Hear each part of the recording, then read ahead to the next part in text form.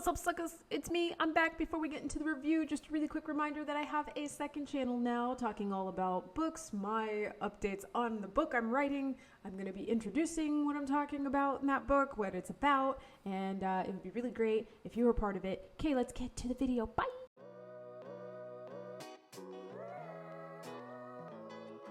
Hey guys, before we get into it, if this is your kind of thing, talking about ADHD apps, and things of the like, please make sure that you like and subscribe. It helps cool people find me, helps me find cool people, and that's why I'm doing this in the first place. So, I'm really excited about the app that I'm talking about today, and if it doesn't look like I'm excited, that's because I'm tired. But if I wasn't, my face would probably look like this. And it just so happens that the app that I'm talking about today called that I was going to be tired right now, but I had to get this done, so here we are. The app that I am talking about today is Lifestack. So let's get into what it is, how it's great, how it could improve, and who I think it's best for. So what is Lifestack? Lifestack is a to-do and time blocking app, and it is going to help you figure out how to schedule your day based off of how your energy ebbs and flows according to your circadian rhythm. Anybody who's messed with the Rise app has probably seen something like this. And if you've been following me for a really long time and ever got a chance to try the Paced app, that was also very similar. As a matter of fact, I would say that was probably the most direct comparison, but that's basically what this app sets out to do. Is it sets out to help you figure out when the best time is to do really energetic work, to give yourself a break, and to do work that maybe doesn't need quite as much energy or focus. And if you've been hanging out with me for any amount of time, you know how energy management is huge to me, so I was really blown away by it. Which brings me to all the stuff I love about Lifestack, and there is a lot. So for one, I'm sure some of you found out that this goes according to the circadian rhythm, and you kind of rolled your eyes and you're like, well, I'm a night owl, so, fuck that. Or I don't sleep well, so fuck that. But that's kind of one of the things that I love about Lifestack versus a lot of other apps that I've seen that go according to the supposed circadian rhythm. Lifestack actually does not show up to judge. It listens and it doesn't judge, so to speak.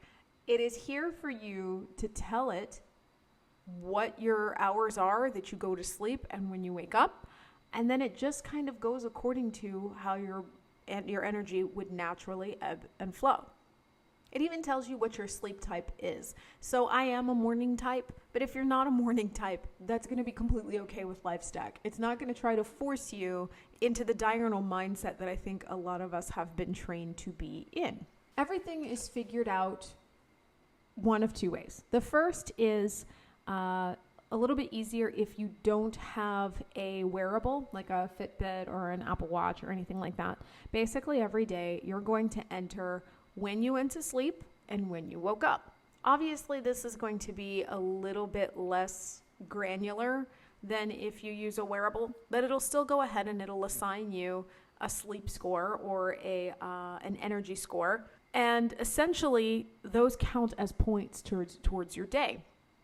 And then what happens is, as you do things, as you plan things, it is going to keep track of how those numbers go down and go back up and what you should be looking at every day. Actually, I usually have a problem logging into apps every day, even if I love them, but I don't have that problem with Lifestack because I'm so interested in what my sleep or my energy score is that I have to look, I want to see what the number is. Am I up from yesterday?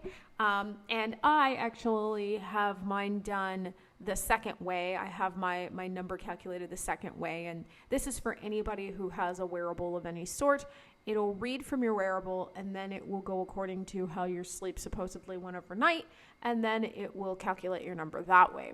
And either way, you're going to get a nice number to be able to pull from every time you do things. Now, one thing that I have really come to appreciate about Lifestack, I use this app every day. And one of the things that I've really come to appreciate about it is that when you get to a point in the day where you are expected to have a lull or a drop, they do have this energy boost option where you can go ahead and click on it, and it will suggest things that you can do during that slump to help wake you up.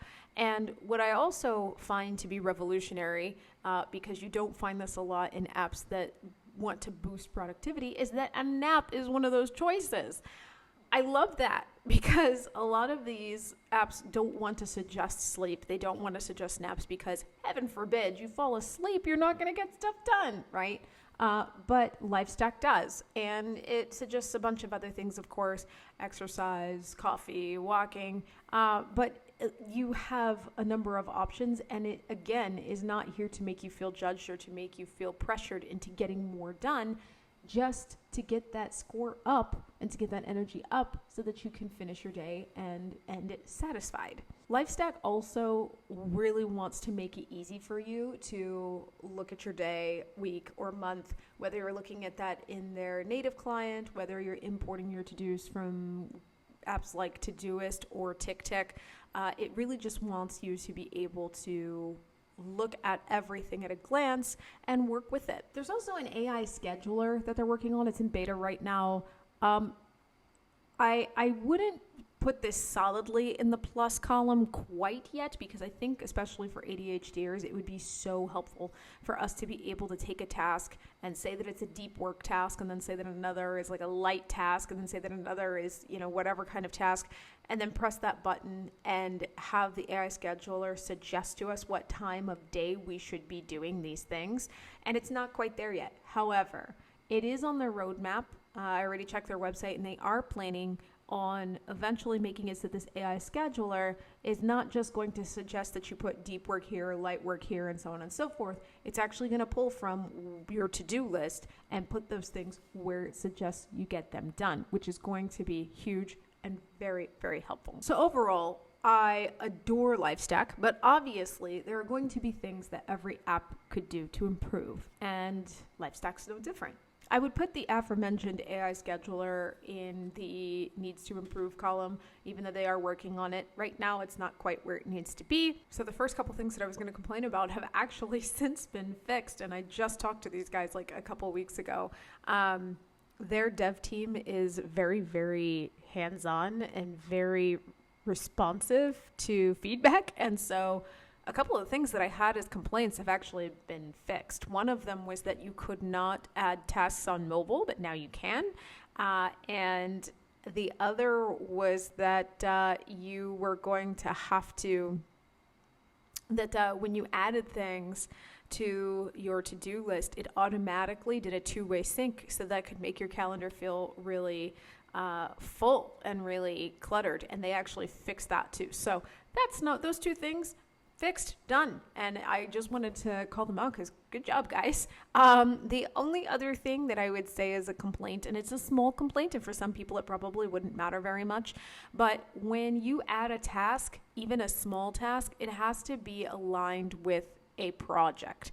So everything has to be kind of filed into, they almost kind of use projects like folders on this app, and everything has to be filed into a folder, which doesn't bother me when I'm doing things that actually do align with something, work or something larger. But when I'm just putting in that I need to brush my teeth and take a shower, I don't necessarily want to have to indicate that it goes with health or self-care, or I would just really like to be able to put that on my calendar and move on. But other than those two things, the AI scheduler and that, I really don't have any other complaints about Lifestack. I think that every time that they do work, every time that they work on their product, it gets better and better, and it's already great. The only other thing that I would touch on, and this is not Lifestack specific, this is just something that I have noticed, especially when we are looking at apps that are tied into energy and schedule, is that a lot of these apps automatically go according to the male-dominated 24-hour circadian rhythm. But women do not go according to that timing, at least by and large, they don't. And then there are a number of other people who don't. People with chronic illnesses, people who just have very varying levels of energy, or people who menstruate. And so it can be very difficult to have an app like this that's telling me, for example, that I should be tired at 1 p.m., but I've actually been pretty sick and not feeling well, and so I am tired by 10, and then you have your app telling you that it's time to focus, and you're like, I haven't been able to focus since I opened my eyes this morning because I'm in my luteal phase, So it would just really be nice to see more apps tapping into different types of energy flow and different types of rhythms rather than just that one circadian rhythm. And that doesn't just have to do with, menstruation or other things. It could also just be having nightmares in the middle of the night, or like I said, sickness. It would just really be nice to see allowances made for different types of energy levels. Now, that said, Lifestack has actually been pretty on point for me every time I've used it. It does ask you throughout the day on mobile how you're feeling, and you can indicate that. As far as I am to understand, that is to try to get to understand your energy levels even better. So it's possible that over time I'm going to notice that it's going to be even more on point.